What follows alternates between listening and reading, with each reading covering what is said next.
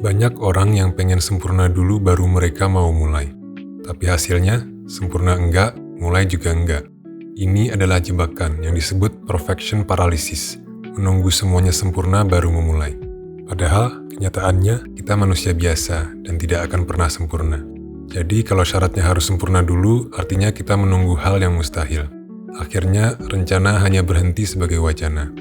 Solusi untuk masalah ini adalah mulailah dari yang bisa kamu lakukan sekarang. Sesuaikan dengan kondisi kamu, baik itu kondisi kesibukan, kesehatan, keuangan, dan lain-lain. Kalau kamu sibuk, lakukan sesempatnya kamu. Kalau fisik kamu nggak kuat untuk melakukan aktivitas berat, lakukan yang ringan saja. Kalau kamu belum bisa beli alat yang mahal, pakai alat yang sudah kamu punya, dan lain sebagainya. Intinya adalah sesuaikan tindakan dengan kapasitas kamu hari ini. Artinya, lakukan dengan bentuk minimum yang masih layak dilakukan, bukan yang ideal. Atau dengan kata lain, cari minimum viable action, atau tindakan paling minimum yang masih layak. Kenapa ini penting? Karena satu kali tindakan kecil yang dilakukan terus-menerus jauh lebih berharga daripada rencana sempurna yang tidak pernah dimulai. Sekarang, ini 5 langkah praktis yang bisa kamu terapkan. Langkah pertama, tentukan versi paling kecil yang masih bisa memberikan hasil yang layak. Cari ukuran terkecil dari tindakan yang tetap bisa memberi hasil. Fokus ke sesuatu yang bisa kamu selesaikan rutin tanpa bikin stres. Pastikan jelas, terukur, dan realistis dengan kondisi kamu sekarang, bukan ambisi yang terlalu tinggi. Tujuannya adalah memudahkan kamu untuk mulai tanpa beban yang berlebihan. Kedua, jadwalkan dengan blok waktu atau time blocking. Pilih waktu khusus untuk melakukannya dan masukkan ke jadwal. Perlakukan seperti janji penting yang tidak boleh dibatalkan. Waktu ini harus cukup untuk menyelesaikan versi kecil tadi dan konsisten dipertahankan. Tujuannya adalah membiasakan diri lewat pengulangan yang teratur. Ketiga, batasi alat dan kompleksitas. Kurangi jumlah hal yang harus disiapkan sebelum memulai.